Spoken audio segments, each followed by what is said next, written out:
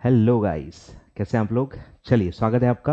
हम स्टार्ट करने वाले हैं सर चैप्टर 1। ठीक है, chapter 1 that is Indian equity public funding. ठीक है, इंडियन इक्विटी में हम 3 चैप्टर्स पढ़ने वाले हैं। उसमें पहला है पब्लिक फंडिंग। ठीक है, नाम में ही पूरा मीनिंग है, आपको फंडिंग चाहिए और आप वो जनरल पब्लिक से लेना चाहते हो बाय ओपन ऑफर। ठीक है, जिसको आप पब्लिक इशू कहते हो। ठीक है, मेनली तो अब इसमें आपको पता ही है कि हम बेसिकली इसमें क्या पढ़ने वाले हैं sir. ICDR, it's all about SEBI ICDR regulations 2018।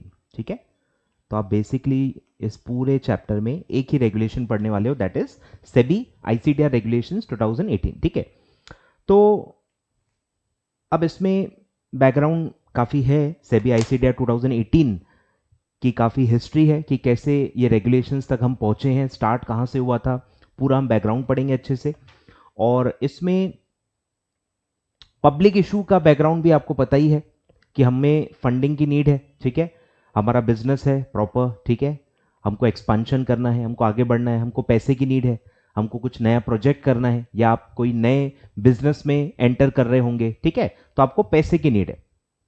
Business में पैसे की नीड क्यों होती है ये आपको पता होना चाहिए। ठीक है, क्योंकि काफी जगह हल्के हल्के रेफरेंसेस आएंगे। ठीक है, जैसे आप अकाउंट्स में पढ़ ही चुके हो कि फिक्स्ड एसेट आपको लेने होते हैं, बरोबर। जो लॉन्ग टर्म एसेट्स लेने होते हैं, बरोबर, वो आप नॉर्मली लॉन्ग टर्म सोर्सेज से फंडिंग लेते हो। लॉन्ग टर्म रिक्वायरमेंट्स जो है, लॉन्ग टर्म नीड जो है, वो लॉन्ग टर्म सोर्स से ही की जाती है। तो जितने भी इक्विटी या उससे रिलेटेड सोर्सेज हैं वो सब लॉन्ग टर्म है। तो आप ये पैसा मेनली कहां लगाओगे? फिक्स्ड एसेट्स में ही लगाओगे। या तो वो एग्जिस्टिंग बिजनेस के ही फिक्स्ड एसेट्स होंगे, आप एक्सपांशन कर रहे होंगे, या आप कोई नई फील्ड में एंटर कर रहे हो, कोई नया बिजनेस खोल रहे हो, जिसको आप डाइवर्सिफिकेशन भी कहते हो। स्ट्रैटेजिक मैनेजमेंट में भी आप पढ़ोगे डाइवर्सिफिकेशन, बराबर। तो वो बैकग्राउंड आपके मन में हमेशा होना चाहिए कि हम बेसिकली हमारी नीड क्या है, हम बिजनेस को पैसा चाहिए। अब ये डिसाइड कौन करेगा? Board of directors. ठीक है, या आप यानी कंपनी सेक्रेटरी डिसाइड नहीं करता सर, ये बोर्ड ऑफ डायरेक्टर डिसाइड करते हैं कि फंडिंग लेनी है नहीं लेनी है। लेनी है तो फिर सोर्स भी बोर्ड ऑफ डायरेक्टर्स डिसाइड करते हैं, अमाउंट, टाइमिंग, बरोबर, हर चीज बोर्ड ऑफ डायरेक्टर्स डिसाइड करते हैं इन बोर्ड मीटिंग। और उसके हिसाब से बोर्ड रेजोल्यूशन के हिसाब से फिर सारे लोग अपना अपना काम करते हैं, और एज अ कंपनी सेक्रेटरी आप भी अपना अपना काम करोगे। ठीक है, तो you must have some power. तो पावर आता है बोर्ड रेजोल्यूशन से, and in some cases board plus special resolution से। ठीक है, तो वो रिक्वायरमेंट्स आप अलग अलग रेगुलेशंस में पढ़ते ही हो। ठीक है, तो रेजोल्यूशन से आपको पावर मिलता है और आप उसके हिसाब से सारी प्रोसीडिंग, सारे जो फॉर्मेलिटीज हैं, प्रोसीजर्स हैं, वो आप उसके हिसाब से स्टार्ट करते हो। ठीक है, चलो, तो ये तो हो गया नॉर्मल बैकग्राउंड। अब आते हैं कि ये सेबी आईसीडीआर तक आप कैसे पहुंचे। ठीक है, तो मैं पहला ये स्किप कर रहा हूं, पर इसको बाद में पढ़ेंगे। पहले हम पूरा बैकग्राउंड समझ लेते हैं कि सेबी आईसीडीआर रेगुलेशंस 2018 तक हम कैसे पहुंचे। ठीक है, तो सेबी, आई होप आपको पता होगा, 1992 से आया है। ठीक है, सेबी 1992 से आया है, बट कैपिटल इश्यूज तो बहुत पहले से ही होते हैं। कैपिटल इशू 1992 से थोड़ी स्टार्ट हुआ, उसके पहले से भी कैपिटल इश्यूज होते हैं, स्टॉक मार्केट्स पहले से थे। ठीक है, तो स्टार्ट देखो कहां से हो रहा है, ध्यान दो, 1947 से देखो स्टार्ट हो रहा है, आजादी से। ठीक है, तो पहले जो रेगुलेटर था वो था कंट्रोलर ऑफ कैपिटल इश्यूज। ठीक है, कंट्रोलर ऑफ कैपिटल इश्यूज। ठीक है, कंट्रोलर वर्ड आपको पता ही होगा, आपने और भी जगह सुना होगा, जैसे CNAG, controller and auditor general of India, बराबर, CNAG। तो ये भी पुराना ही नाम है, अभी तक चल रहा है। तो पहले इसी टाइप के नाम हुआ करते थे आजादी के पहले। ठीक है, तो कंट्रोलर ऑफ कैपिटल इश्यूज ऐसा करके रेगुलेटर होता था कैपिटल इश्यूज का, और फिर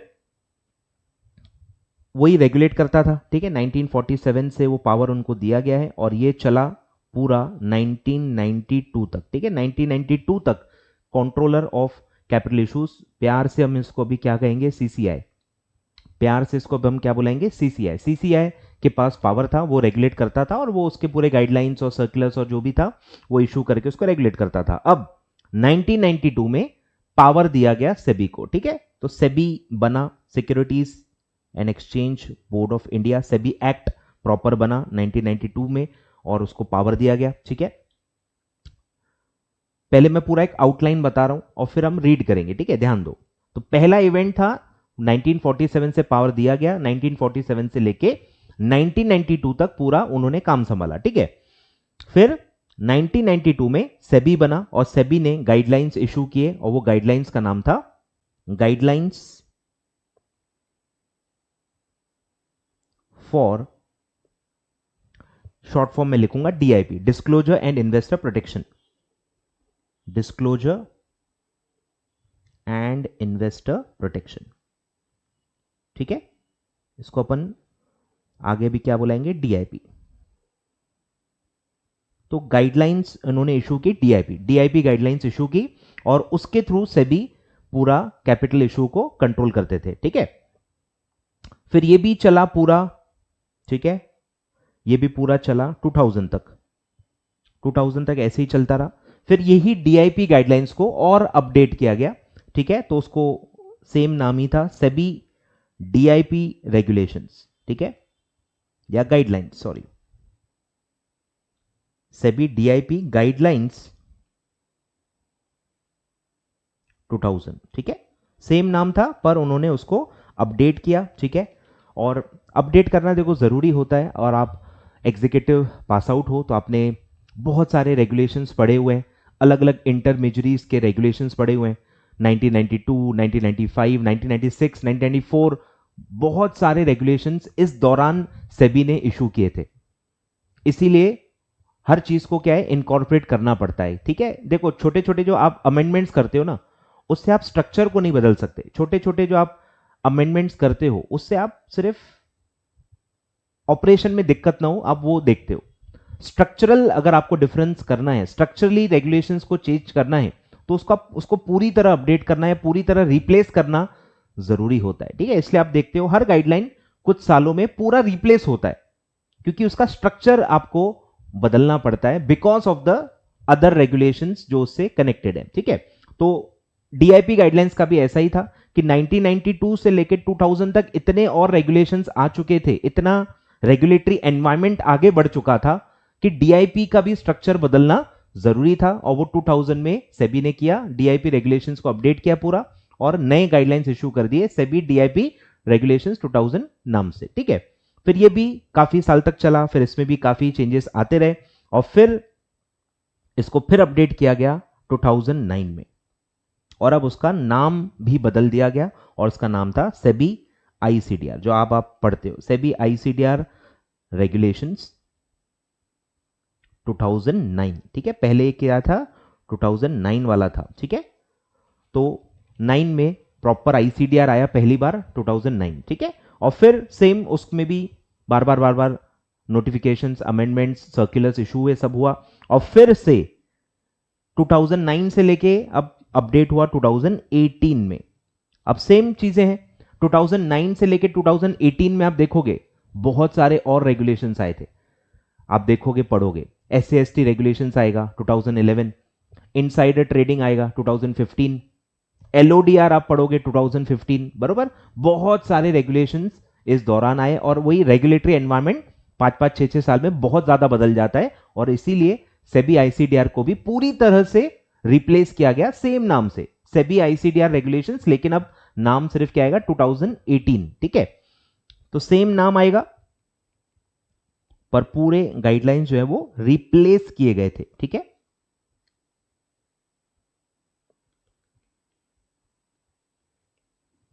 और अब 22 में भी यही चल रहा है, और अभी तक सेबी आईसीडीआर रेगुलेशंस 2018 ही चल रहे हैं। ठीक है, तो ये पूरा आपका जर्नी रहा है। ठीक है, दिख रहा है, ये पूरा आपका जर्नी रहा है सेबी आईसीडीआर 18 तक। ठीक है, सबसे पहले क्या था, सीसीआई को कंट्रोल था 1947 से लेके 1992 तक उन्होंने पूरा संभाला। फिर 1992 में प्रॉपर एक बॉडी बनी, SEBI securities and exchange board of India, फिर उसको पावर दिया गया, और फिर उन्होंने disclosure and investor protection DIP guidelines issue की। ठीक है, फिर 1992 से लेके वही गाइडलाइंस चली प्रॉपर, अमेंड करते करते करते 2000 तक, फिर 2000 में फिर उसको अपडेट किया गया, उसको पूरा रिप्लेस किया गया, और डीआईपी गाइडलाइंस इशू की गई इन 2000, ठीक है। फिर 2000 वाली जो गाइडलाइंस है वो 9 इयर्स चली और 2009 में फिर नए गाइडलाइंस आए, सेबी आईसीडीआर रेगुलेशंस 2009, और फिर लगभग 9 साल सेबी आईसीडीआर रेगुलेशन चली और फिर उसको अपडेट किया गया सेबी आईसीडीआर रेगुलेशंस 2018 में, और अभी तक वही सेबी आईसीडीआर रेगुलेशंस 2018 लागू है और चल रही है, ठीक है। तो ये पूरा आपका जर्नी रहा है, ठीक है। तो आप अच्छे से बना लो, छोटा सा ऐसा चार्ट आप बना लो, इसके एग्जैक्ट डेट्स लिख सकते हो, पर याद करने का बर्डन मत लेना। ईयर्स काफी हैं, ईयर्स काफी हैं, डेट्स पे ज्यादा आपको ध्यान नहीं देना है, उस पे ज्यादा क्वेश्चंस नहीं आते हैं, और जनरल क्वेश्चन आता भी है तो उसमें डेट्स मेंशन करने की कोई रिक्वायरमेंट नहीं होती है, ठीक है। ईयर्स सफिशिएंट है। तो आप बना लो, ऐसा एक चार्ट बना लो पूरा, ठीक है। बैकग्राउंड,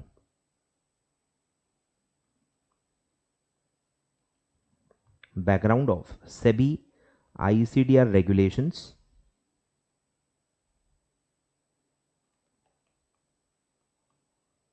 2018, ठीक है। बनाओ, फुल स्क्रीन में दे देता हूं आपको, इसी तरह से मैं आपको फुल स्क्रीन देता रहूंगा और आप अच्छे से लिखते रहो, ठीक है।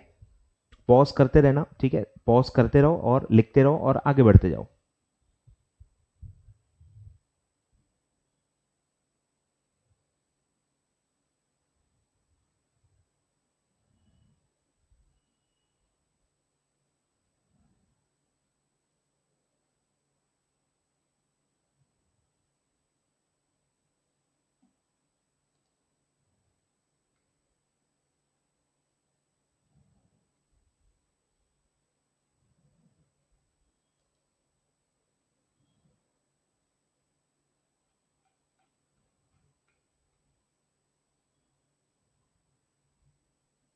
चलो,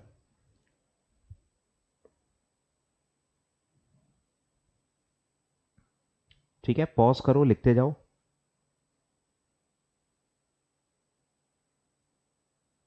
ठीक है, लगभग आप देखोगे तो 8 9 ईयर्स में उसको पूरी तरह से अपडेट किया गया है। अब 2018 में हुआ है तो 8 9 साल बाद फिर से लगभग उसको अपडेट किया जाएगा, ठीक है।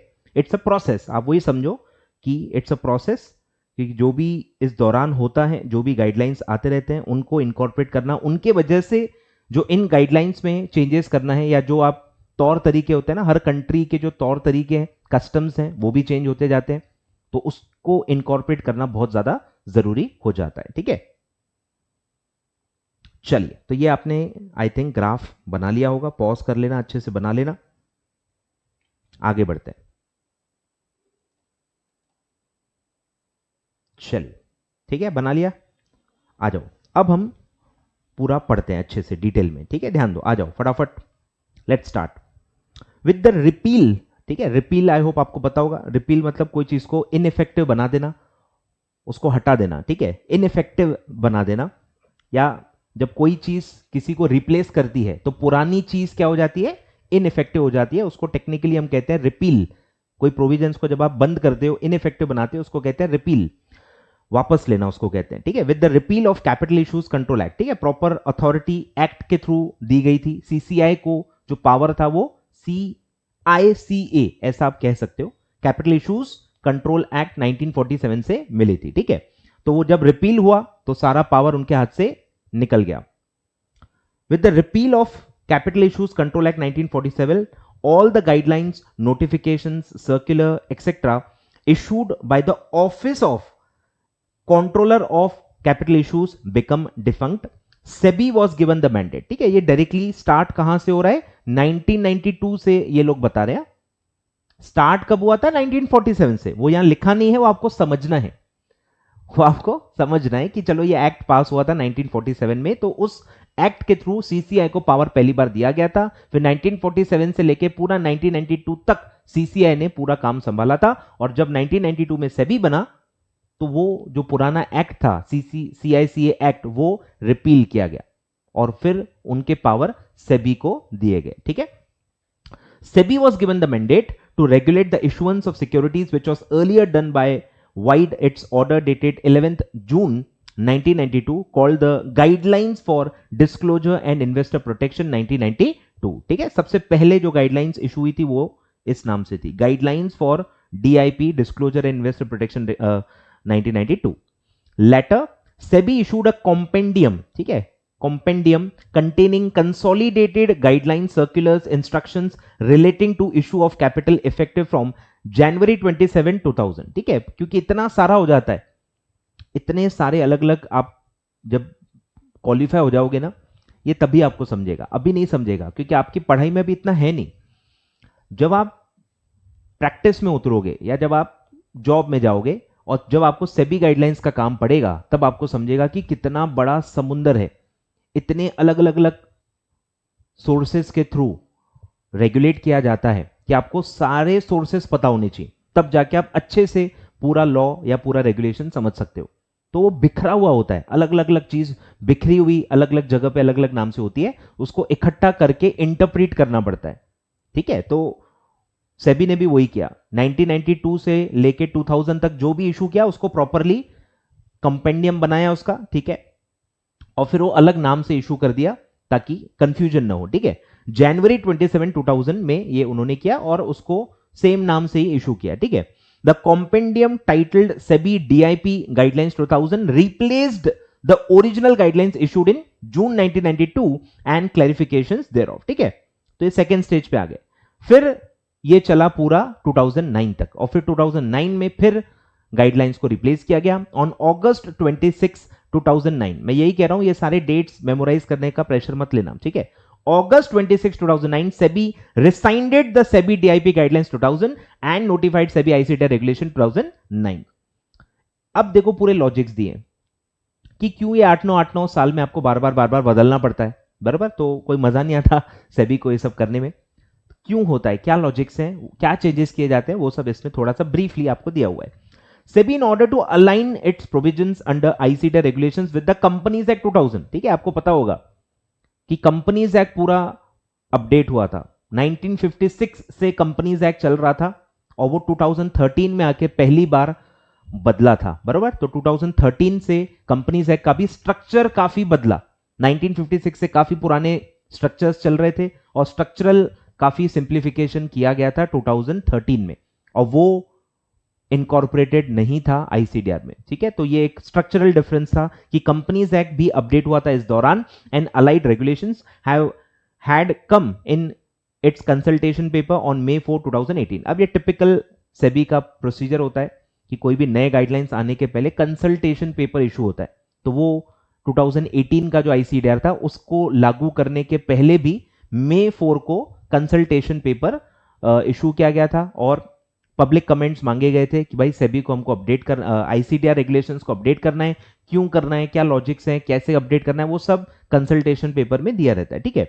Dealing with the suggestive changes under various fund raising options by the listed issuers between 2009 till date, यानी 2018 तक, ठीक है, टिल डेट मतलब आईसीडीआर 18 आने तक, 2018 तक, ये 9 सालों में क्या हुआ था वो पूरा दिया है, देखो। Numerous amendments have been made to ICTR regulations, different types of offering to raise funds in the primary market has been introduced, काफी तौर तरीके काफी बदले हैं प्राइमरी और सेकेंडरी मार्केट के, तो वो भी रेगुलेशंस में उतने प्रॉपरली सिंक्रोनाइज नहीं हो पाए थे। Further, there have been changes in the market practices and regulatory environment over a period of time. A need was thus felt to review and realign the ICTR regulations with these developments and to ensure that they reflect the best practices adopted globally.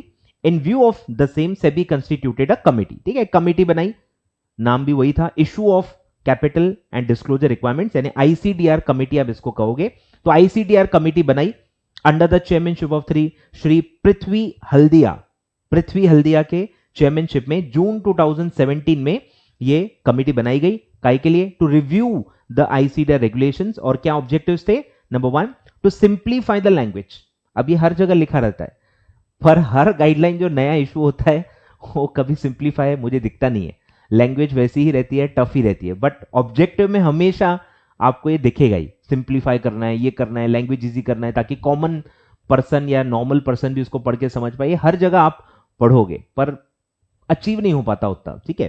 तो लिखा यही है, to simplify the language and complexities in the regulations, to incorporate changes new requirements which have occurred due to the change in market practices and regulatory environment. मतलब ये पूरा genuine point है main, कि आपको जो भी कनेक्टेड चीजें हैं, जो भी तौर तरीके चेंज हुए हैं, जो भी प्रोसीजर्स बदले हैं, वो सबको आपको इनकॉर्पोरेट करना है to make regulations more readable and easier to understand. ठीक है, तो ए और सी तो ऐसे ही है, सजावट के लिए। मेन जो पॉइंट है वो बी है। ठीक है, बी मेन होता है जिसको अचीव करने की इसमें कोशिश की गई है। अब पूरा प्रोसीजर दिया है, बराबर, पूरा प्रोसीजर दिया है कि क्या क्या किया गया, कमिटी बनाने के बाद क्या होता है, बराबर, वो सब दिया हुआ है। The committee suggested certain policy changes. ठीक है, पॉलिसी चेंजेस दिए गए थे, मतलब फंडामेंटल जो मैंने कहा ना, जिसको मैं बार बार स्ट्रक्चरल चेंजेस कह रहा हूं, उसको यहां पे पॉलिसी चेंजेस कहा गया है। तो आपको स्ट्रक्चरल चेंजेस करना बहुत ज्यादा जरूरी है, क्लासिफिकेशन सब बदलना जरूरी होता है। ठीक है, तो पूरा क्लासिफिकेशन, पूरे पॉलिसीज इसमें बदले गए हैं। These suggestions were also taken to PMAC, Primary Market Advisory Committee of SEBI, which comprises of eminent representatives from MOF, Ministry of Finance, Industry, मतलब सारे businesses, market participants, academicians, ICAI, ICSI, ठीक है, दोनों institutes आएंगे। The recommendations of PMAC were incorporated in the draft of proposed ICDR regulation 2018. In addition to the public consultation, the draft regulations along with the key policy changes were also forwarded to Ministry of Finance, Ministry of Corporate Affairs, RBI for their comments. The provisions of Companies Act 1956 wherever applicable, आपको ये भी पता होगा कि 1956 का जो पूरा companies act था वो पूरा एक साथ बंद नहीं हुआ था, कुछ प्रोविजंस उसके जिंदा थे और फिर ग्रेजुअली 2013 में और प्रोविजंस आए और तब जाके पूरा 1956 एक्ट बंद हुआ था। ठीक है, तो 2018 में कुछ 1956 कंपनीज एक्ट के प्रोविजंस अभी भी जिंदा थे, तो इसलिए वो लिखा हुआ है। ठीक है, वेरेवर एप्लीकेबल, जो जो कंपनीज एक्ट 1956 के प्रोविजंस जिंदा थे वो भी उसमें यूज किए गए थे।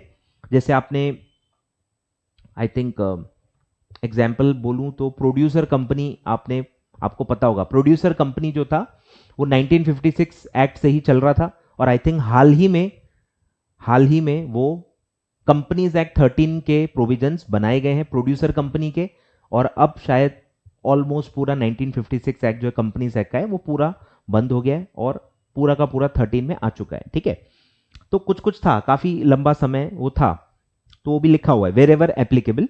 Companies act 13, SEBI SAST regulation, ठीक है, ये आपने पढ़ा होगा एग्जीक्यूटिव में, substantial acquisition and take over code, जो आप यार इसको प्रयास से टेक ओवर कोड कहते हो, substantial take over regulations 2011, and SEBI SBEB share based employee benefits regulations, अब ये भी अपडेट हुए हैं, तो नाम आप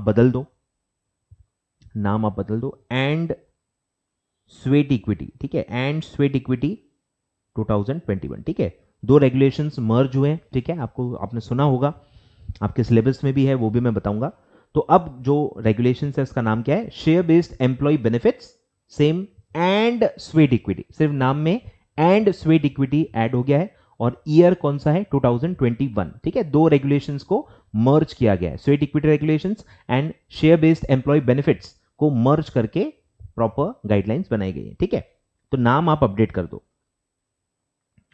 ठीक है, ईयर होगा 2021 और यहां बेनिफिट्स के आगे आपको ऐड करना है एंड स्वेट इक्विटी। ठीक है, चलिए, और फिर देखो फाइनल पूरा दिया हुआ है, कमिटी ने रिकमेंडेशन दिया, आपने सब किया, सबको फॉरवर्ड किया, सबके चेंजेस इनकॉर्पोरेट कर लिए, और फिर सेबी ICDR 2018 अप्रूव हुआ। ठीक है, SEBI in its board meeting held on 21 June 2018 approved the proposal for replacing SEBI ICDR 2009 with SEBI ICDR 2018। ठीक है, और फिर उसको इशू किया गया। In continuation of the same, SEBI wide its notification dated 11 September 2018 issued SEBI ICDR regulation 2018 which is effective from 60th day of its publication in the official gazette। ठीक है, 11 सितंबर को नोटिफाई कर दिया, पर नोटिफिकेशन के 60th day के बाद वो लागू हो गया है। ठीक है, ट्रांजिशन टाइम 60 डेज का दिया गया था। ठीक है, तो ये पूरा आपको हिस्ट्री है, पूरा आपको दिया गया है कि सेबी ICDR 2018 तक आप कैसे पहुंचे। ठीक है, तो ये पूरा बैकग्राउंड था। आई होप आपने वो आउटलाइन बना लिया होगा और एक वेग आइडिया आपको जरूरी है। ठीक है, चलिए आगे बढ़ते हैं। अब है इंट्रोडक्शन, ठीक है। अब थोड़ा गाइडलाइंस पे आते हैं, थोड़ा पब्लिक फंडिंग, पब्लिक इशू पे आते हैं, ठीक है। ध्यान दो कि पब्लिक इशू आपको पता ही है, बहुत बड़ा इवेंट होता है कंपनी के लिए, ठीक है। कंपनी का पूरा डायरेक्शन बदल जाता है, आप कोई भी पब्लिक इशू करो, ठीक है।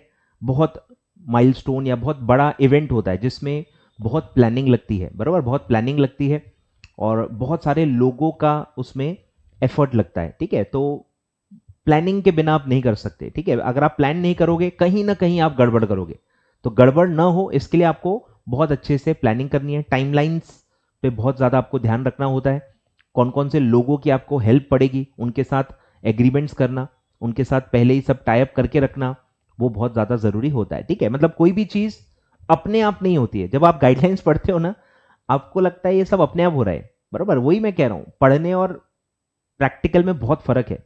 यहां आप पढ़ रहे हो पर वो अलग से करना पड़ता है, अंडरराइटर है, उसको अपॉइंट करना पड़ता है, उसका एग्रीमेंट होता है। हर चीज जो आप पढ़ते हो ना, उससे पहले अलग से एग्रीमेंट होता है, उसमें भी आपको बहुत सारा डिसीजन लेना होता है, अंडरराइटर चूज करना होता है, उसकी कमीशन नेगोशिएट करनी होती है। तो बैकग्राउंड में बहुत सारी चीजें और भी होती हैं, वो आपके सिलेबस में नहीं है वो, लेकिन आपको समझनी है कि जब आप बिजनेस करते हो आपको वो सारी चीजें भी करनी पड़ती हैं। यहां आपको सिर्फ कंपनी सेक्रेटरी का जो रोल है, कंपनी सेक्रेटरी की जो दुनिया है, उतना ही दिया गया है, पर उसके बाहर भी और चीजें होती हैं। मैनेजमेंट वाली भी बहुत सारी चीजें होती हैं जो आपको नोटिस करते जानी है, ठीक है। चलिए, तो बेसिक दिया है, मैनेजमेंट के एंगल से दिया हुआ है। Management of a public issue involves coordination of activities, cooperation of a number of agencies such as managers to issue, merchant banker जिसको आप कहते हो, या लीड मैनेजर आप जिसको कहते हो, ठीक है। Underwriters, brokers, registrar to an issue, solicitors, legal advisors, printer, publicity, advertising agents, financial institutions, auditors, other government or statutory agencies like ROC, registrar of companies, RBI, stock exchanges, SEBI, etc. ठीक है, मतलब बहुत सारे लोग इसमें involve होते हैं, ठीक है। मेनली 4 या 5 4 पिलर्स आप कह सकते हो। एक पिलर है जो पैसा ले रहा है, जिसको पैसे की नीड है, मतलब कंपनी। फिर एक है जिसको पैसा देना है, मतलब इन्वेस्टर्स, उसमें जो भी इन्वेस्टर के कैटेगरीज आते हैं। मतलब एक है जिसको पैसा लेना है, एक है जिसको पैसा लगाना है। ये 2 पिलर्स तो होते ही हैं। फिर एक और पिलर आएगा मार्केट इंटरमीडियरीज। इंटरमीडियरीज पूरा एक पिलर होता है जिनकी आप सपोर्ट लेते हो, जिनकी आप मदद लेते हो इस पूरे इशू को करने में, आई ख्याल में। और फिर एक पूरा आएगा आपका रेगुलेटर्स, यानी कि सेबी और stock exchange, SEBI, stock exchange, ROC, RBI, ये सारे रेगुलेटर्स आएंगे, ठीक है। तो ऐसे मेजरली 4 पिलर्स आप कह सकते हो। आगे बढ़ते हैं। अब पूरे इशू को 2 में डिवाइड किया गया है, प्री इशू, पोस्ट इशू, ठीक है। और कट ऑफ क्या है, प्री पोस्ट का कट ऑफ क्या है, ओपनिंग ऑफ सब्सक्रिप्शन लिस्ट, ठीक है। सब्सक्रिप्शन लिस्ट जब ओपन होती है, सब्सक्रिप्शन जब ओपन होता है, सब्सक्रिप्शन क्या है कि जब आप लोगों से पैसा मांगते हो, आप एक टाइम ब्रैकेट देते हो कि इतने दिन तक इशू ओपन रहेगा, इतने दिन तक इशू ओपन होगा और इस दिन आप एप्लीकेशन सेंड कर सकते हो, तो वो होता है सब्सक्रिप्शन लिस्ट। तो उसका एक ओपनिंग डेट होता है, उसका एक क्लोजिंग डेट होता है, ठीक है। ये सब गाइडलाइंस में आप पढ़ोगे कि इशू ओपन कब करना है, क्लोज कब करना है, कितने दिनों तक वो ओपन रहेगा, वो सब गाइडलाइंस में आता है और आपने एग्जीक्यूटिव लेवल पे थोड़ा बहुत पढ़ा भी होगा। तो कौन सा इवेंट डिवाइड कर रहा है पूरा दोनों को, opening, opening of subscription list. Opening तक जितने भी आप बैकग्राउंड में काम करते हो वो सारे प्री इशू एक्टिविटीज उनको कहेंगे, और ओपनिंग से लेके अब पूरा जो आगे आप काम करोगे वो सब होगा पोस्ट इशू एक्टिविटीज, ठीक है। प्री एक्टिविटीज, पोस्ट एक्टिविटीज, ठीक है। The whole process of issue of shares can be divided into 2 parts, pre-issue activities and post-issue activities. All the activities beginning with the planning of capital issue, ठीक है। ध्यान दो, planning से start करना है। Board of director जब plan कर रहे हैं कि हमको पैसा चाहिए, वहां से ये स्टार्ट होगा। पैसा चाहिए, फंड रेज करने हैं, कहां से करने हैं, कब करने हैं, और पूरा जो आप प्लान करोगे और लोगों को अपॉइंट करोगे वो वहां से स्टार्ट होगा। पूरा ओपनिंग ऑफ सब्सक्रिप्शन लिस्ट तक उसको आप प्री इशू एक्टिविटीज कहोगे, ठीक है। All the activities beginning with the planning of capital issue till the opening of the subscription list are pre issue activities, and all the activities subsequent to the opening of subscription list may be called as post issue activities. Since only the demat shares are admitted for the dealings on stock exchange, ठीक है, stock exchange पे सब demat ही चलता है आजकल, hence the security can be issued only in the dematerialized form, ठीक है। तो आपने पढ़ा होगा कि डीमैट ही चलता है, तो जो भी आज इशू ला रहा है वो डीमैट फॉर्म में ही इशू करता है, और शेयर्स जो देता है वो सीधे डीमैट अकाउंट में ही वो क्रेडिट होते हैं, ठीक है। और उसके लिए आप डिपॉजिटरी के साथ बाकायदा एग्रीमेंट भी करते हो, ठीक है। ये सब हम पढ़ेंगे, गाइडलाइंस में आएगा, क्लियर है। तो इसमें सिर्फ ये पैराग्राफ में आपको प्री पोस्ट का ध्यान रखना है, और कट ऑफ क्या था, ओपनिंग ऑफ सब्सक्रिप्शन लिस्ट, ठीक है। चलो, तो ये बैकग्राउंड हो गया और ये इंट्रोडक्शन हो गया। अब आते हैं कि इसमें क्या क्या है, ठीक है, ध्यान दो। कितने चैप्टर्स हैं, 12 चैप्टर्स हैं। सभी आईसीडीआर रेगुलेशंस में 12 चैप्टर्स हैं, एक एक पढ़ते जाते हैं। पहला है आपका प्रिलिमिनरी, ठीक है, जिसमें हम एप्लीकेबिलिटी वगैरह सब डेफिनेशंस पढ़ेंगे। फिर आता है chapter 2 which is about IPO on main board. Main board, ठीक है, ध्यान देना है, मेन बोर्ड अलग है, अलग अलग प्लेटफॉर्म्स होते हैं स्टॉक एक्सचेंज में, अलग अलग प्लेटफॉर्म्स होते हैं। सबसे मेन जो होता है वो होता है मेन बोर्ड, मतलब बाय डिफॉल्ट जो प्लेटफॉर्म है वो होता है मेन बोर्ड, जहां पे मेन लिस्टिंग होती है, ठीक है। तो आईपीओ लाना है, इनिशियल पब्लिक ऑफर। अब आपको ध्यान देना है कि जो भी कंपनी आईपीओ ला रही है, आईपीओ क्यों ला रही है, पैसे रेस करने के लिए, ठीक है। मेन मोटिव क्या है, पैसे रेस करना है। और अब गाइडलाइंस आपसे कहती है कि आप सिर्फ पब्लिक से पैसे रेस करके जा नहीं सकते, आपको लिस्टिंग करानी पड़ेगी। कॉम्बो ऑफर है ये कॉम्बो ऑफर है, सिर्फ पैसे नहीं ले सकते, पैसे लेने हैं तो पैसे लो और अपने शेयर्स पूरे लिस्ट कराओ, तो ही आप पैसे ले सकते हो, नहीं तो आप पैसे नहीं ले सकते। मतलब सिर्फ पैसे नहीं ले सकते और सिर्फ लिस्ट भी नहीं कर सकते, इट्स अ कॉम्बो ऑफर। पैसे लेने हैं तो पैसे लो और अपने शेयर्स पूरे लिस्ट करा दो स्टॉक एक्सचेंज पे, ठीक है। तो वो होता है इनिशियल पब्लिक ऑफर। जब भी कोई अनलिस्टेड कंपनी, ध्यान दो, आईपीओ कौन लाता है, अनलिस्टेड कंपनी। अभी तक आपने पब्लिक इशू कभी किया ही नहीं है, तो आप कौन हो, अनलिस्टेड कंपनी हो। और जब आप पहली बार पब्लिक ऑफर ला रहे हो, तब उस ऑफर के थ्रू आप लिस्ट हो जाते हो और उसके बाद आप लिस्टेड कंपनी बन जाते हो। लेकिन आईपीओ जब आप लाते हो तब आप क्या होते हो, अनलिस्टेड कंपनी। ध्यान देना, ये वर्ड पे काफी बच्चे कंफ्यूज हो जाते हैं, ठीक है। तो सिर्फ आईपीओ के वक्त ही आप अनलिस्टेड होते हो, आईपीओ के बाद जैसे ही आप लिस्ट हो जाते हो, उसके बाद आप जितने भी इशू करोगे तब नाम आता है लिस्टेड कंपनी। तो काफी बच्चे कंफ्यूज हो जाते हैं, सर आईपीओ में तो अनलिस्टेड लिखा है, आगे जो आप इशू पढ़ रहे हो उसमें तो लिस्टेड लिखा है। अरे भाई, तो ये तो बेसिक है ना यार, कि जब आप पहली बार आईपीओ ला रहे हो तब आप अनलिस्टेड होते हो, और आईपीओ के वजह से ही तो आप लिस्ट हो जाते हो ना। और अब क्योंकि आप आईपीओ कर चुके हो, आप लिस्ट हो चुके हो, अब आप जो भी इशू लाओगे आपको लिस्ट कराना ही पड़ेगा। और जब आप आगे चल के कोई इशू लाते हो तब तो आप ऑलरेडी लिस्ट हो चुके हो ना, तो आपको रेफरेंस तो लिस्टेड एंटिटी के थ्रू ही मतलब बोला जाएगा ना, आपको मतलब आपको लिस्टेड एंटिटी बोला जाएगा। और जब आप आईपीओ ला रहे हो तो आप लिस्ट नहीं थे, इसलिए आपको अनलिस्टेड कंपनी कहा जाएगा, ठीक है। तो कंफ्यूज नहीं होना है। चलिए, तो आईपीओ ऑन मेन बोर्ड, फिर है आपका राइट इशू, ठीक है, सब हम डिटेल में आगे पढ़ने वाले। Chapter 2 is of IPO, chapter 3 is of right issue, chapter 4 is of further public offer या फॉलो ऑन पब्लिक ऑफर, यानी एफपीओ हम शॉर्ट फॉर्म उसको देंगे, FPO, IPO, FPO,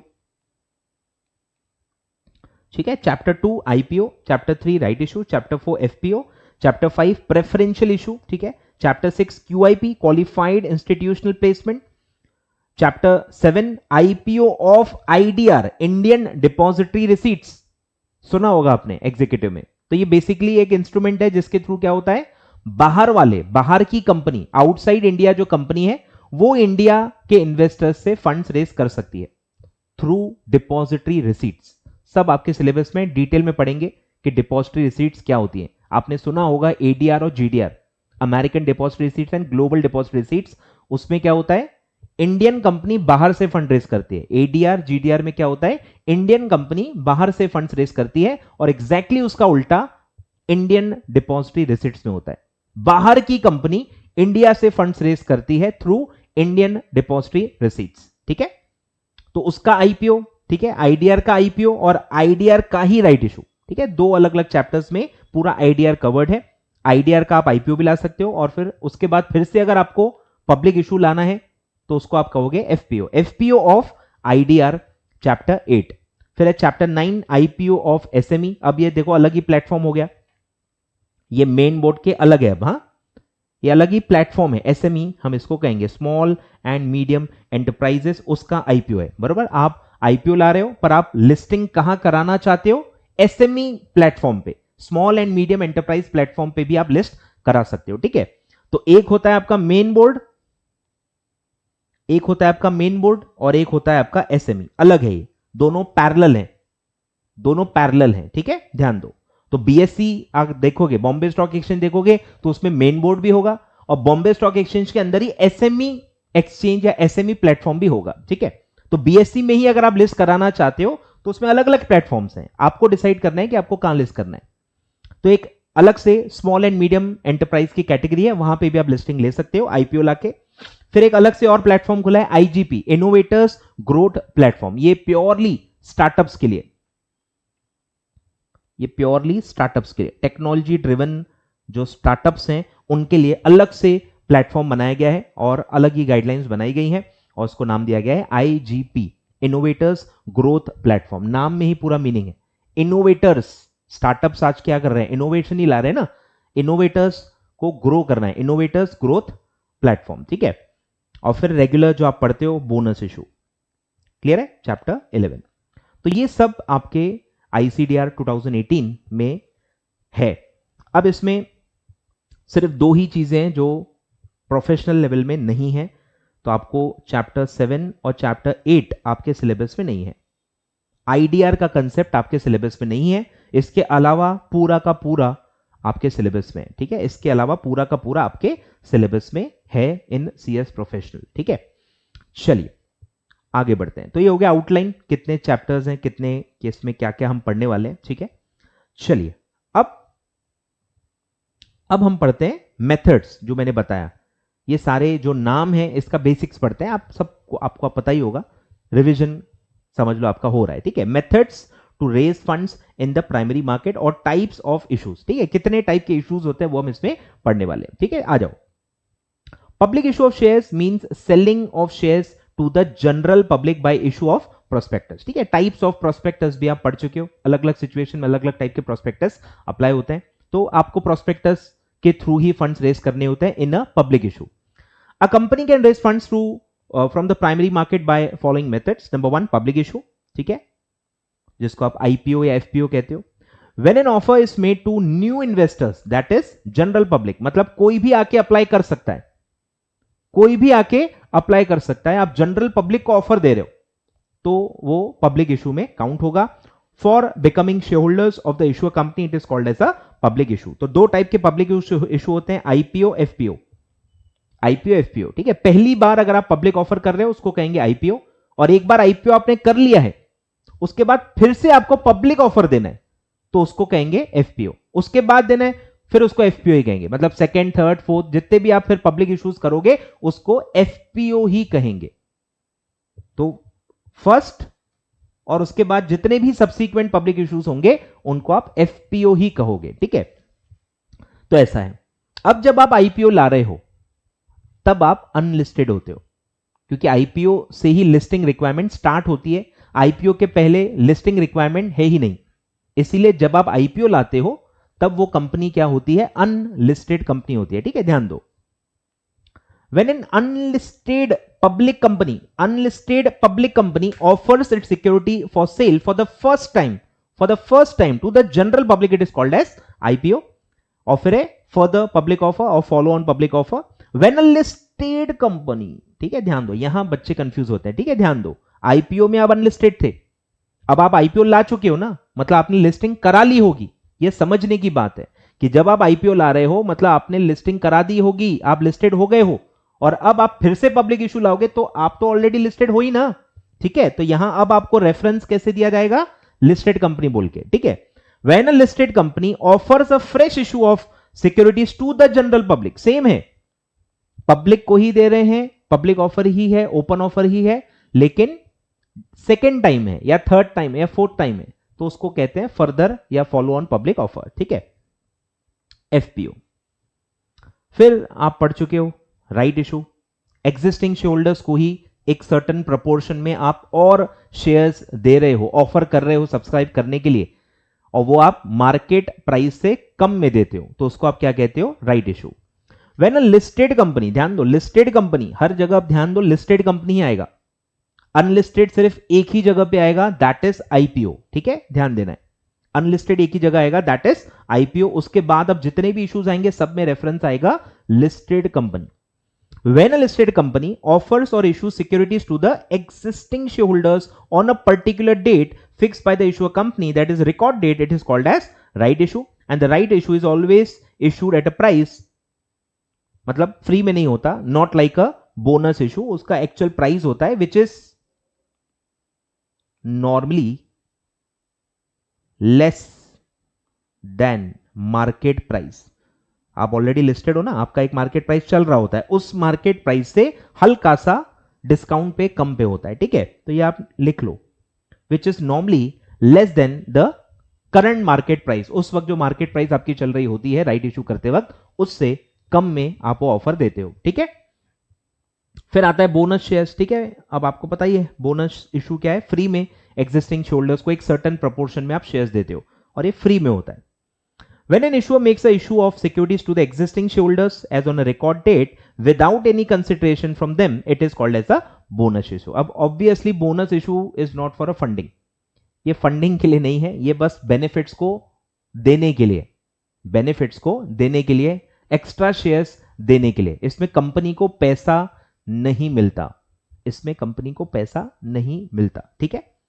The shares are issued out of the company's free reserves and share premium या securities premium account in a particular ratio to the number of shares held on a record date, ठीक है, एक certain proportion में आप additional shares existing shareholders को देते हो, ठीक है, that is called as a bonus issue। अब वो बोनस शेयर्स जो आप इशू करोगे वो भी लिस्ट कराने होते हैं, इसलिए हम आईसीडीआर में उसको पढ़ रहे हैं। ध्यान दो, भले आपने पैसे नहीं लिए लेकिन आप शेयर्स दे रहे हो, आप शेयर्स दे रहे हो तो उसको भी आपको लिस्ट कराना जरूरी है। अब आते हैं प्राइवेट प्लेसमेंट, ठीक है, कंपनीज एक्ट में आपने पढ़ा होगा, I think section 42 of companies act 2013, private placement आपने पढ़ा होगा, ठीक है। When an issuer makes a issue of securities to a select group, अब जनरल पब्लिक नहीं है, ठीक है, वर्ड्स बदल गए हैं, वहां जनरल पब्लिक था, यहां क्या है, सिलेक्ट ग्रुप, कोई भी आके शेयर्स खरीद नहीं सकता, जिनको आपने ऑफर दिया है वही लोग उसको एक्सेप्ट करते हैं, 1-to-1 ऑफर है, ठीक है। Select group of person not exceeding 200, ठीक है, इसमें भी गहरा कंफ्यूजन है काफी बच्चों को, तो आप ध्यान दो कि सेक्शन 42 जो है उसमें आई थिंक लिखा हुआ है कि ये सिलेक्ट ग्रुप क्या हो सकता है, नॉट मोर देन 50, ठीक है, आप पढ़ते हो नॉट मोर देन 50, पर उसके आगे एक सेंटेंस लिखा है, और such higher limit as may be prescribe, और वो हायर लिमिट प्रिस्क्राइब की गई है अंडर रूल्स, शेयर कैपिटल अपना प्रोस्पेक्टस और वो अपने रूल्स पढ़े होंगे ना, कंपनीज एक्ट के रूल्स हैं, उस रूल्स में और हायर जो नंबर है वो प्रिस्क्राइब किया गया है और वो है 200, मतलब अब 50 लागू नहीं है, अब क्या लागू है, 200 लागू है, 200 पर्सन तक आप प्राइवेट प्लेसमेंट कर सकते हो, अगर 200 से ज्यादा आप करते हो then it will be deemed as public issue, clear है। तो वो जो 50 आपने सुना है वो एक्ट में लिखा है, कंपनीज एक्ट सेक्शन 42 में लिखा हुआ है, पर उसमें पावर दिया गया है, रूल्स में, रूल्स को पावर दिया गया है कि आप एक हायर नंबर भी प्रिस्क्राइब कर सकते हो, और वो पावर यूज करके रूल्स में प्रिस्क्राइब किया हुआ है, and that higher number is 200, इसलिए यहां पे 200 आएगा, ठीक है। चलिए, पर्संस नॉट एक्सीडिंग 200, ठीक है, तो प्राइवेट प्लेसमेंट 200 पर्संस तक आप कर सकते हो, कोई दिक्कत नहीं, उसमें आपको लिस्टिंग या वो सब करने की जरूरत नहीं है, पर आप ऑलरेडी लिस्टेड ही हो तो भी वो लिस्ट कराने पड़ते हैं, ठीक है, ऑप्शन आप पढ़ेंगे, हम प्रेफरेंशियल इशू में पढ़ेंगे वो सब। ध्यान दो, कंपनीज एक्ट में आप न्यूट्रल पढ़ते हो, उसमें लिस्टेड अनलिस्टेड का बैरोमीटर नहीं होता, ठीक है, ध्यान दो, तो ये कंपनीज एक्ट का कंसेप्ट है इसलिए कह रहा हूं, ध्यान दो, and which is neither a right issue not a public issue, ठीक है, वो सिलेक्ट ग्रुप आपके एग्जिस्टिंग शेयर नहीं है, शेयर होल्डर्स नहीं है, मतलब वो राइट इशू भी नहीं है और पब्लिक इशू भी नहीं है, मतलब कोई और टाइप ऑफ इशू में भी वो क्लासिफाइबल नहीं है, लेकिन आप एक सिलेक्ट ग्रुप ऑफ पर्संस कोई इशू करना चाहते हो, then it is called as private placement, ठीक है। तो ये ओवरलैपिंग ना हो, ओवरलैपिंग ना हो इसलिए लिखा हुआ है, neither a right issue nor a public issue, मतलब एक ही इशू को आप ऐसा ना हो दो दो जगह क्लासिफाई कर लो, इसलिए ओवरलैपिंग ना हो इसलिए वो लिखा हुआ है। प्राइवेट प्लेसमेंट ऑफ शेयर्स और convertible securities by a listed issuer can be of two types, पहला है प्रेफरेंशियल अलॉटमेंट जो आप पढ़ोगे अभी चैप्टर 5 में, चैप्टर 5 पूरा प्रेफरेंशियल इशू पढ़ोगे. When a listed company issues shares or convertible securities to a select group of persons in terms of Chapter 5 of SEBI ICD 2018, it is called as a preferential allotment. The issuer is required to comply with the various provisions which inter alia includes pricing. ठीक है, pricing आप कैसे करोगे वो भी regulations बताएगा. Minimum price कितना आपको रखना है वो रेगुलेशंस बताएगा. डिस्क्लोजर्स इन द नोटिस, कि जब आप प्रेफरेंशियल इशू का परमिशन लोगे, शेयर होल्डर्स का अप्रूवल लोगे, तो उसकी जो नोटिस होगी, स्पेशल रेजोल्यूशन पास होगा ना, स्पेशल रेजोल्यूशन में आपको नोटिस में डिस्क्लोजर्स देने होते हैं, याद आ रहा है, कंपनीज एक्ट में आपने पढ़ा होगा. तो वो उसमें भी डिस्क्लोजर्स प्रिस्क्राइब्ड है कि जब भी आप ईजीएम होल्ड करोगे और इसका अप्रूवल लोगे स्पेशल रेजोल्यूशन का, तो उस मीटिंग का जो नोटिस होगा उसमें कुछ मिनिमम डिस्क्लोजर्स होने चाहिए अबाउट द प्रेफरेंशियल इशू. तो उसके भी गाइडलाइंस हैं in addition to the requirement specified in the companies act. तो कंपनीज एक्ट का तो है ही, एडिशनली सेबी का जो चैप्टर 5 में गाइडलाइंस है वो भी आपको फॉलो करना पड़ेगा if you are a listed company. और फिर आता है सर क्वालिफाइड इंस्टीट्यूशनल प्लेसमेंट. मतलब अगर आप शेयर सिर्फ क्वालिफाइड इंस्टीट्यूशनल बायर, आपने टर्म सुना होगा क्यूआईबी, तो अगर आप शेयर्स सिर्फ क्यूआईबी कैटेगरी को इशू करना चाहते हो then that issue will be called as qualified institutional placement. अब हम पढ़ेंगे टाइप्स ऑफ इन्वेस्टर्स में पढ़ेंगे, तो क्यूआईबी आता है, इंस्टीट्यूशनल इन्वेस्टर्स आता है, रिटेल इन्वेस्टर्स आते हैं, ऐसे अलग अलग एचएनआई कैटेगरी आती है, ऐसे अलग अलग टाइप्स ऑफ इन्वेस्टर्स हैं. तो उसके अंदर अगर आप सिर्फ क्यूआईबी को ही अलॉटमेंट देना चाहते हो then that allotment, that issue will be called as qualified institutional placement. ठीक है. When a listed company, ठीक है, यहां पे भी वही आएगा, when a listed company issues equity shares or securities convertible into equity shares to qualified institutional buyers only, QIB only, in terms of provisions of chapter 6 of SEBI ICD regulation 2018, it is called as a qualified institutional placement. ठीक है. तो ध्यान दो, सब में क्या अलग है वो आपको समझना है. तो अगर आप सिर्फ QIB को दे रहे हो तो it will be called as qualified institutional placement. अगर आप सिलेक्ट ग्रुप ऑफ पर्सन को ही दे रहे हो तो it will be called as preferential issue या प्रेफरेंशियल अलॉटमेंट. फिर अगर आप एग्जिस्टिंग शेयर होल्डर्स को दे रहे हो फ्री में तो that will be called as bonus issue. Existing share holders को दे रहे हो मार्केट प्राइस से हल्के से कम में तो that will be called as right issue. Open offer दे रहे हो पहली बार तो that is called as IPO. Open offer दे रहे हो second time, third time, fourth time तो that will be called as FPO. Clear है. इतने सारे टर्म्स, टाइप्स ऑफ इश्यूज होते हैं. ठीक है, देख लो अच्छे से. इस पे भी क्वेश्चन आ सकता है, ध्यान दो, क्वेश्चन आ सकता है, यही नाम से आएगा, methods to raise funds in primary market और टाइप्स ऑफ इश्यूज. तो पहला है आपका पब्लिक इशू. पब्लिक इशू दो टाइप के होते हैं सर, आईपीओ, एफपीओ. फिर है राइट इशू, एग्जिस्टिंग वालों को ही दे रहे हैं लेकिन मार्केट प्राइस से हल्के से कम में दे रहे हैं in a certain proportion on a record date. फिर फ्री में दे रहे हो एग्जिस्टिंग वालों को in a certain proportion on a record date, it is called as bonus issue. फिर है private placement, select group of person को दे रहे हो. सिलेक्ट ग्रुप ऑफ पर्सन कितने हो सकते हैं, मैक्सिमम 200, उसको कहेंगे प्रेफरेंशियल अलॉटमेंट. चैप्टर 5 हम पढ़ेंगे ऑफ सेबी आईसीडीआर. और अगर सिर्फ आप क्वालिफाइड इंस्टीट्यूशनल बायर्स को ही देना चाहते हो that will be called as qualified institutional placement. ठीक है, चलिए, आई होप आपको समझ में आ रहा है. तो इस तरह का कुछ चार्ट आप बना सकते हो, बुक में ही दिया हुआ है, बनाने की जरूरत नहीं है. ठीक है. तो public issue, IPO, FPO, right issue, bonus issue, private placement, two types, preferential issue और क्वालिफाइड इंस्टीट्यूशनल प्लेसमेंट. आ रहा है ख्याल में? आ रहा है क्या भाई? ख्याल में आ रहा है क्या? ख्याल में आ रहा है क्या? ठीक है, मतलब एक रिवीजन सॉर्ट ऑफ थिंग थी आपके लिए, आपको एग्जीक्यूटिव में ये सब पढ़ा होगा. आ जाओ सर, आगे बढ़ते हैं, एक और टॉपिक पढ़ लेते हैं, क्लासिफिकेशन. ठीक है, टाइप्स ऑफ सिक्योरिटीज मार्केट भी आप इसको कह सकते हो, आपने बचपन से पढ़ा है. Primary market, secondary market. ठीक है, दो टाइप के मार्केट होते हैं, primary market, secondary market. Primary market में क्या होते हैं, न्यू सिक्योरिटीज इशू होती हैं. एक्चुअल फंड रेजिंग कहां होती है, प्राइमरी मार्केट में. ठीक है, यहां पे दो लोग कौन है जो इंटरेक्ट करते हैं, एक है कंपनी जिसको पैसा चाहिए और वो ट्रांजैक्ट करती है किसके साथ, इन्वेस्टर्स के साथ. आ रहा है ख्याल में? एक्चुअल फंड रेजिंग कहां होती है, प्राइमरी मार्केट में. कंपनीज इन्वेस्टर्स से पैसा मांगती हैं. दो पार्टीज कौन इन्वॉल्व होती है, कंपनी जिसको आप इशूअर भी कह सकते हो और इन्वेस्टर्स. ठीक है, तो सब सारे इश्यूज प्राइमरी मार्केट में ही होते हैं ना. ऊपर जो सारे इश्यूज पढ़े आपने वो सब प्राइमरी मार्केट पे ही होते हैं, ध्यान दो.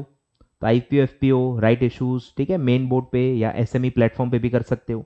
रिवर्स बुक बिल्डिंग ये आप पढ़ोगे, बायबैक में आपने पढ़ा भी होगा एग्जीक्यूटिव में, बायबैक में, डी लिस्टिंग में, बराबर, एसएएसटी रेगुलेशंस में भी इसमें रिवर्स बुक बिल्डिंग का भी कंसेप्ट यूज होता है जब आप शेयर्स दे नहीं रहे हो, आप शेयर्स ले रहे हो। आ रहा है ख्याल में? बुक बिल्डिंग कब यूज होता है? जब आप इशू कर रहे हो, आप प्राइस डिस्कवरी करना चाहते हो, आपको पता ही होगा फिक्स प्राइस इशू भी हो सकता है, बुक बिल्डिंग भी हो सकता है। तो रिवर्स बुक बिल्डिंग कब होता है? जब आप सिक्योरिटीज सामने वाले से वापस ले रहे हो, जो टिपिकली आप पढ़ते ही हो बायबैक में होता है। बायबैक में आप सिक्योरिटीज वापस लेते हो तो प्राइस आप रिवर्स बुक बिल्डिंग से डिसाइड करते हो, ठीक है? तो वो सब आता है। फिर एक अलग ही टर्म पढ़ोगे, ऑफर फॉर सेल, ये भी आप पढ़ोगे, पढ़ा भी होगा, पता भी होगा कुछ लोगों पर, सबको नहीं पता होगा। ऑफर फॉर सेल कि एग्जिस्टिंग शेयर होल्डर्स या प्रमोटर्स अगर अपना शेयर बेचना चाहते हैं, आए ख्याल में? मतलब वो नए शेयर इशू नहीं कर रहा है।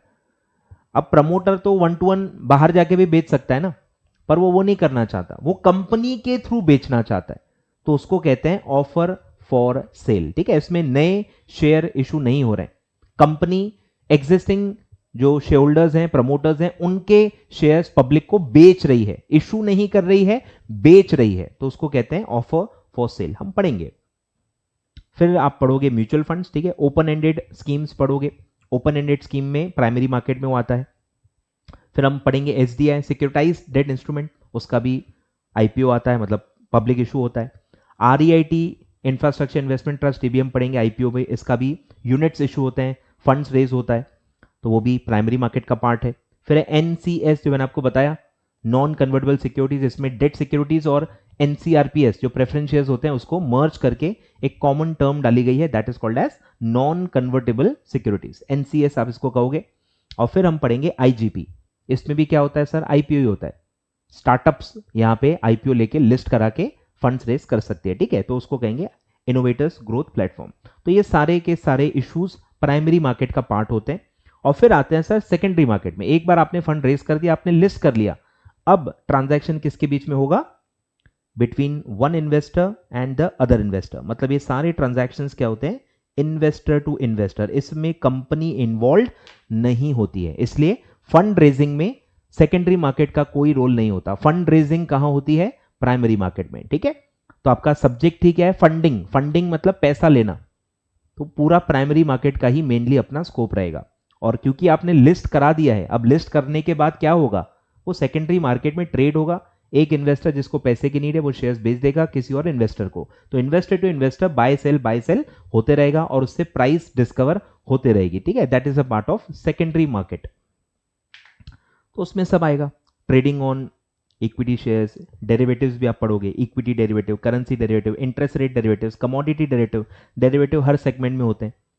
फिर है debt, corporate bond, government security, पूरा आपका चैप्टर ही है, मैंने बताया था, पूरा डिटेल में पढ़ेंगे उसमें आएगा, तो वो भी पूरा सेकेंडरी मार्केट का पार्ट होता है। और क्लोज्ड एंडेड स्कीम्स जो होते हैं म्यूचुअल फंड्स की, वो भी सेकेंडरी मार्केट में आती हैं, ठीक है? तो ये सब पढ़ोगे, कुछ कुछ चीजें आगे चल के आपको कनेक्ट होने वाली है, तो घाई गड़बड़ मत करो। चलो ठीक है, तो एक ओवरव्यू बस आपको आ गया कि भाई जितने भी पब्लिक इश्यूज हैं वो सब प्राइमरी मार्केट में आता है, और फिर बाद में जो वो प्लेटफॉर्म्स पे ट्रेड होते रहता है इन्वेस्टर टू इन्वेस्टर, जो बाद में ट्रांजैक्शंस होते हैं, that is a part of secondary market. चलो, और लिस्टिंग कहां होती है? सेकेंडरी मार्केट में, ताकि वो आगे ट्रेड हो पाए, ठीक है? तो आप जो भी स्टॉक एक्सचेंज बोलते हो, स्टॉक मार्केट बोलते हो, बीएससी एनएससी बोलते हो, that is a secondary market. चलो ठीक है, आया ख्याल में कुछ इंट्रोडक्शन? ठीक है, इंट्रोडक्शन हो गया हमारा, बैकग्राउंड पूरा हमने देख लिया, कैसे सेबी आईसीडीआर 2018 तक हम पहुंचे, फिर हमने टाइप्स ऑफ पब्लिक इश्यूज देखा, और फिर हमने टाइप्स ऑफ सिक्योरिटीज मार्केट देखा। दो टाइप के सिक्योरिटीज मार्केट होते हैं, एक है प्राइमरी मार्केट और एक है सेकेंडरी मार्केट। क्लियर है? चलिए सर, तो नेक्स्ट पार्ट से हम आगे बढ़ेंगे। डेफिनेशंस जैसे जैसे टर्म्स आएंगे वैसे वैसे हम पढ़ेंगे। अभी मैं आपको कुछ बताऊंगा भी तो आपको समझेगा ही नहीं, क्योंकि ये कहाँ यूज होता है, जब तक वो आपको पता नहीं है आप डेफिनेशंस को समझ नहीं पाओगे। तो जब ये टर्म्स आएंगे फिर उसका हम डेफिनेशन पढ़ेंगे, तब आपको अच्छे से उसका मतलब समझ में आ जाएगा। अब 2-3 डेफिनेशंस मैं पहले ही पढ़ा दूंगा नेक्स्ट पार्ट में, ठीक है? जो बहुत ही बेसिक डेफिनेशंस है वो हम पहले 2-3 डेफिनेशंस पढ़ लेंगे, और उसके बाद हम एप्लीकेबिलिटी से स्टार्ट करेंगे, ठीक है?